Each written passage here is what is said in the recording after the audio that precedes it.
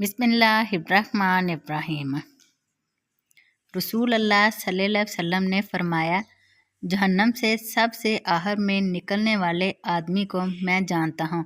वो ऐसा आदमी होगा जो शरीन के बल चलते हुए निकलेगा और अर्ज़ करेगा, ऐ मेरे रब, लोग जन्नत की तमाम जगह ले चुके होंगे।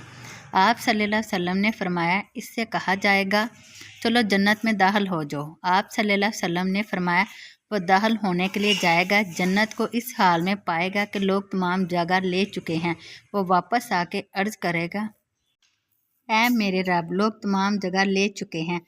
आप सल्लल्लाहु अलैहि वसल्लम ने फरमाया, इससे कहा जाएगा, क्या वो दिन याद है जिनमें दुनिया के अंदर थे? वो कहेगा, हाँ। इससे कहा जाएगा, आरजू करो। आप सल्लल्लाहु अलैहि वसल्लम ने फरमाया, वो आरजू करेगा।